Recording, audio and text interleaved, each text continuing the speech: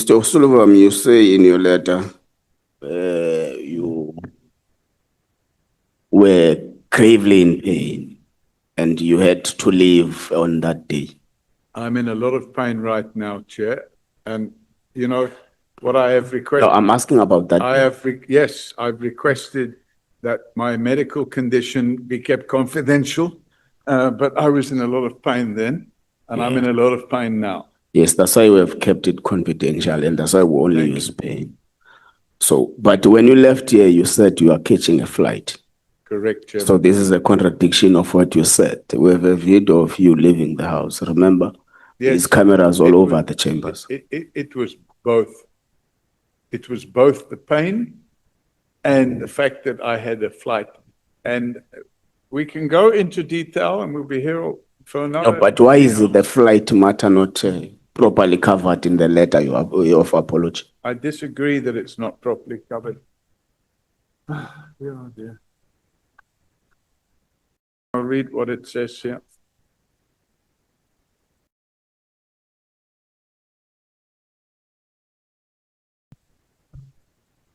Matter of timing. This is on page 5 of the letter.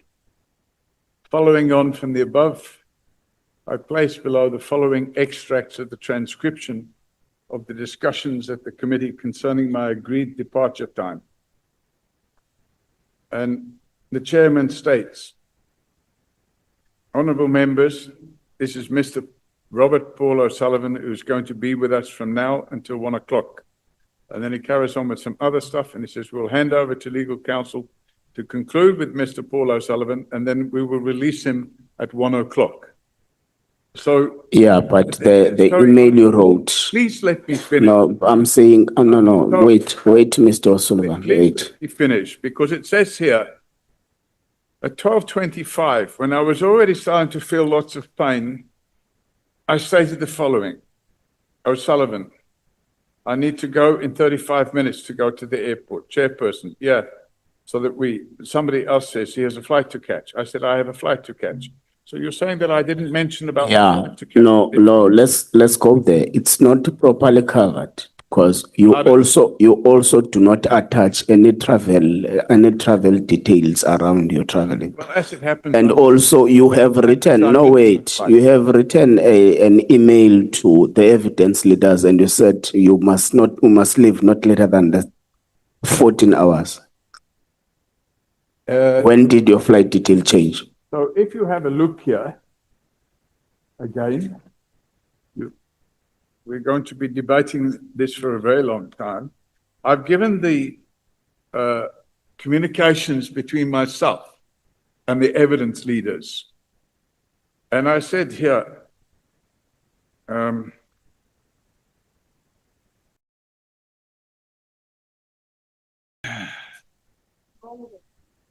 good morning. And this is now the message I sent to the evidence leaders on the 26th.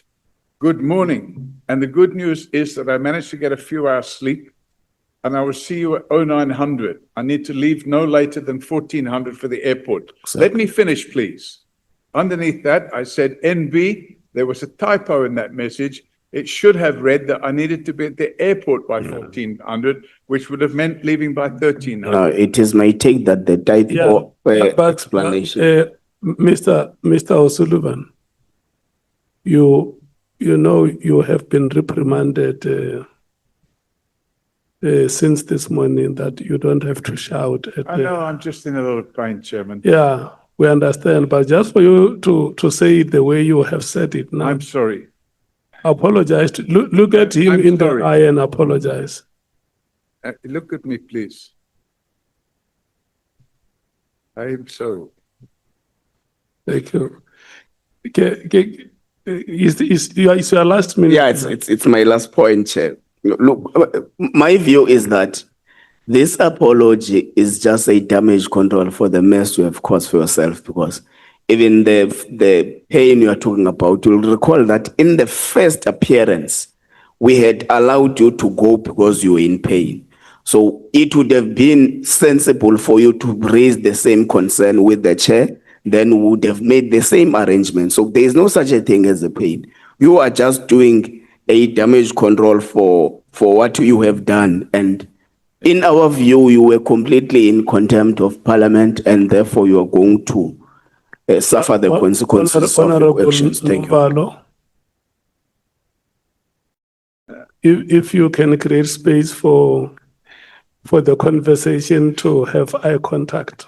Yeah, no, thank you, Chair. No, Chair, I think as the first point, I agree with the latter speaker. Mr. Paul O'Sullivan, what you have done has never been done even by the state president. Even when the president is under a hostile environment in Parliament, they've never done what you have done to us, because they understand the constitutional mandate of Parliament, and two, Parliament is the highest organ of state. So you did the unprecedented. The apology that you wrote to us, I agree with the latter speaker that is nothing but a concerted effort to escape liability for your actions.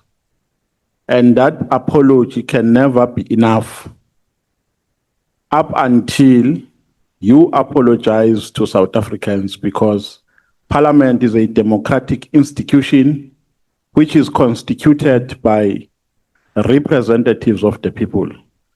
So you provoked many South Africans on that day. You did not only provoke us, because this is the people's parliament. We are here for the people who are carrying the mandate of the people. So we'll never accept any clandestine apology. An apology must be submitted to the people of South Africa, not to us.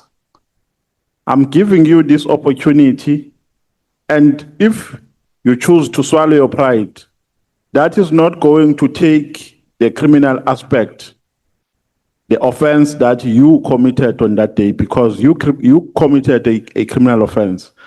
But now I'm giving you an opportunity to swallow your pride and apologize to South Africans for undermining their institution like you did. I'm giving you that opportunity.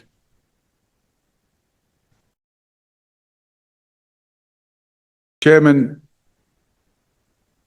I made the apology in writing. I've read out that aspect of it this morning.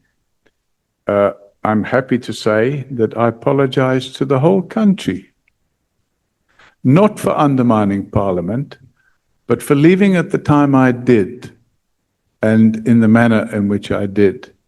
But I do not believe, despite your assertion to the contrary, that I committed any offense. And that's it in a nutshell. No, I think you have done what I've requested you to do. For your previous appearance, how much did you claim from Parliament? Pardon? For your previous appearance, I think you are appearing for the third time now, correct? Yes. For the previous appearances, have you claimed for the recent appearance? I've not claimed. I only claimed for the first appearance. For the first appearance, how much did you claim from Parliament? I think it's about 80,000 rand. For one appearance? No, that was for 2 days, 3 nights in a hotel during Indaba week. Indaba week, Chairman, there were no hotels available. So in order for me to be at this Parliament, I had to book the only hotel that was available. And it's not a 6-star or 9-star or whatever hotel. It's a 3-star hotel. And they had 2 empty rooms. And I grabbed those 2 empty rooms. And they were 10,000 rand per night per room. That amount must never be paid to you from the taxpayers' money. There must be a minimum amount, and you must never receive any special treatment. The same amount that has been paid to the previous witnesses who have appeared here must be paid to you. In fact, you must be paid the lowest amount. Your amount must be rated in accordance with the lowest amount that has been paid to previous witnesses. You were not coming to a honeymoon here. You were coming to Parliament to assist our investigation. So we're going to write to the Speaker that no amount of 80,000 should be paid to you. Thank you very much. Honorable Malema. Thank you very much, Chairperson. Mr. O'Sullivan, I don't think that, like the previous speakers, your apology is really genuine. Because after you left here, you went to media houses and said you'll only come back here if we stop calling you a sellout, a thug, a spy, and all manner of things. And that was after you left, where you had an opportunity to self-reflect. You didn't do that. And I don't blame you. It is in the nature of who you are, a typical white male who feels is superior than the rest of us. And you displayed it here the same way you displayed it every day, the same way your subjects and targets for investigations in their majority were black males in the senior positions, because we have no regard for black people. And you looked at us here and said, no, none of these people is going to tell me anything. And that's what makes the allegations that we wanted to overthrow the state more legitimate.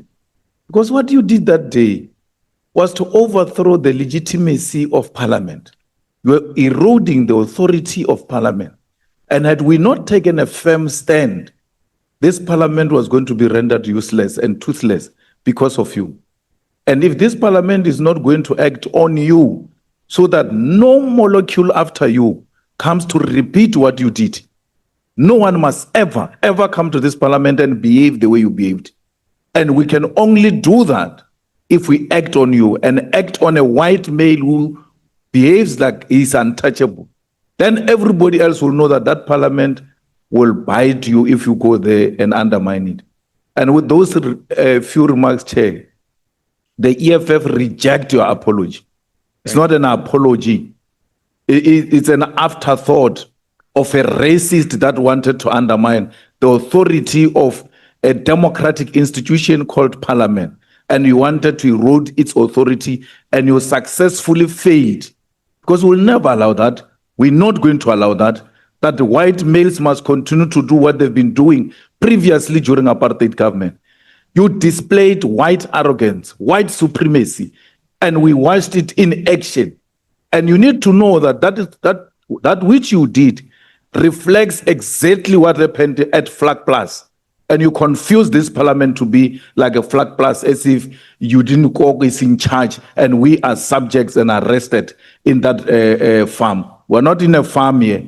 We're elected by our people. Whether you like it or not, you have an obligation to respect the will of the people, because this Parliament is the will of the people.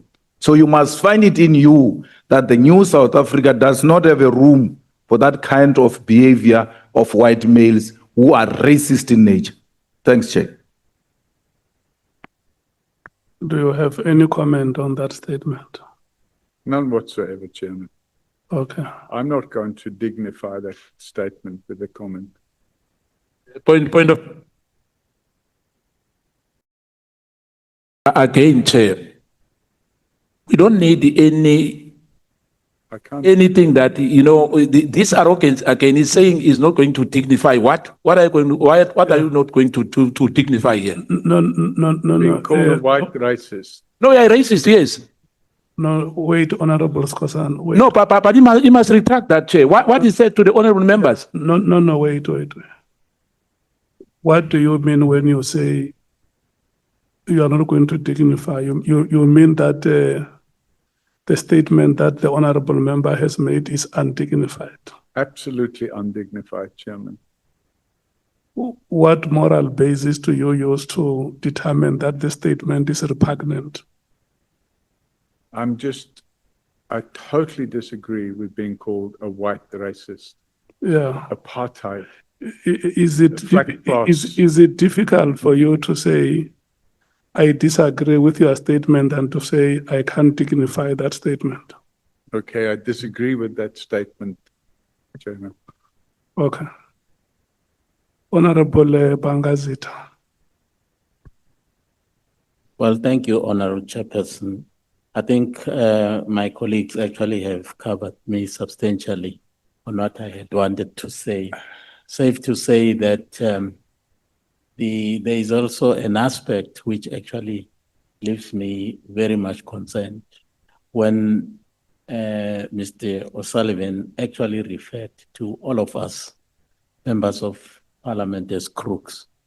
I know that he tried to apologize on that one, on that comment, but it's lingering in my mind because it was, to me, an expression of his innermost, thinking about what he sees in front of him as members of parliament.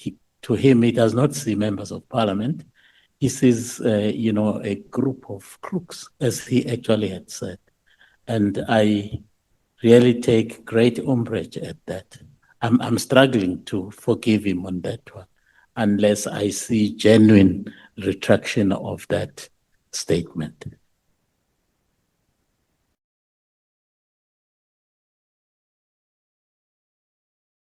What is the recourse you are seeking, Bangazita, from the witness?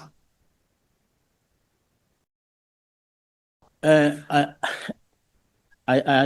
don't think that it actually warrants just a mere sentence of saying, well, I apologize.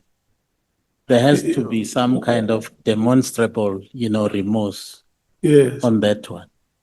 Can you make that request to him to show the demonstrable remorse that you talk about?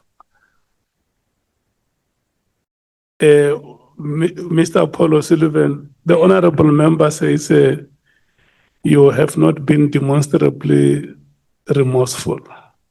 You know where this statement comes from. When we met with you last week, it was raised here that you have called members of parliament crooks, and during the proceedings you later said some. And the reason why he's saying it is that after you left the proceedings, when you did an interview with ENCA, you said, after you have apologized, when you got out of the door, you apologized, like you made an undertaking that you'll apologize. But then after apologizing during the course of the interview, when there was a horde of media houses around you, you said that you apologized because you wanted to make peace in the house. And then further went on to say, I don't have time for crooks. I have a plane to catch. I wasn't referring to members of the House as crooks, Chairman. Who were you referring to when you said, I don't have I time? can't remember at the time, but if it's been read that I was referring to members of the House as crooks, then absolutely I retract and apologize for that, because it wasn't. That's exactly what I'm saying, because you were with us. Yeah. You say, I don't have time for crooks. I think somebody I have a plane to catch. I think somebody made another comment, Chair. That is why the honorable member says now, because we are here, all of us, you are not saying it to the media. Nobody must hear you out of context. You just look at them and say, Honorable Sols, Honorable Malema, Honorable Mattheys, Honorable Mwango, up to Honorable Sokanyile. Here you say, I want to apologize for those statements, because he says there is no demonstrable remorse. Chairman, if it's been read that way, I absolutely retract and apologize to everybody for that comment. Thank you. Okay. Honorable Sols. Mr. Sullivan, when you walked out in the last meeting was obviously very disappointing. Furthermore, after that, you wrote to me 3 emails. In one of the emails, you spoke about my colleague and shared with me the membership declaration form of Honorable Skosana. And I'm sure you wanted me to deal with it here. Secondly, you shared with me, you praised me, and then you shared with me you joined the ANC and left when President Zuma became president, and then you joined the Democratic Alliance, and you're no longer sure about them, so you're choosing to vote for the mighty Patriotic Alliance. Now, the reason why I never responded to you is because I wanted to do it face to face. I wanted to let you understand. The reason why I didn't respond to you was two things. One, I wanted to preserve the integrity of this committee and show you that even us has integrity. Two, I wanted to show you that I'm a little Busman boy that doesn't need affirmation from anybody. And I'm not doing what I'm doing for claps. Mr. O'Sullivan, I want to remind you all the good work that you've done. Your arrogance and display of arrogance takes away from the focus on what you really do. But it's your choice. I urge you again, put your breastplate of righteousness in place. I leave you with this scripture. Pride comes before the fall. Thank you, Chair. Okay, thank you so much. Look at me, because I'm now going to be biblical now. Last week, Thursday, when you left the proceeding, 3 times I called you, and you thrice ignored me. 3 times. Mr. Apollo Sullivan, Mr. Apollo Sullivan, Mr. Apollo Sullivan, 3 times being called, thrice ignored. Do you want to apologize to the chairperson for not having heard that? Absolutely, I didn't hear it, Chairman. I'm sorry. The microphone, they say they can't hear you. I absolutely didn't hear you calling, Chairman, so I apologize for not hearing you. Okay. Look, we have come to the end of the proceedings, and I'm going to give you a chance now to say something between 1 and 5 minutes that we are concluding these proceedings in a very ceremonial way. And I want to hear what is your feeling, What is my what? your sentiment. My sentiment, Yeah, Chairman. what is it that, I mean, from the first day you came here, remember before you came here, there was a lot of furor between you and us. Hey, I will not come there, I will not appear before this and that. So now we are at the end of the proceedings. We have had 4 days with you. And today we have an opportunity to conclude the proceedings the way we are doing now. And it will only be fair if there are members you want to thank the legal team, you want to thank so and so, you want to thank Bonani. It's your opportunity. Okay, Chairman.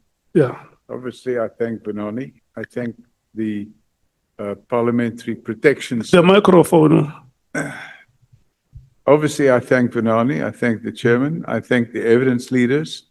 And I thank the Parliamentary Protection Services for taking care of my security arrangements. And really, Chairman, at the end of the day, I believe that you have to carry on with your work and produce a report and do what you want to do. but it would be totally misguided to say that I've captured the criminal justice system or that I tried to overthrow the country and all those other things. But be that as it may, I can't stop you from doing what you have to do. And I would thank you for now allowing me to go because I'm in a lot of pain. Thank you. Thank you so much. Honorable members, we are going to do this. We are going to take a 20 minutes break as we prepare for the next witness who will come here at 20 minutes to 5. And I'm going to request Mr. Paul Robert O'Sullivan and Honorable Mantla David Skosana to walk each other outside, hand by hand, side by side, walk, stepping toe to toe, so that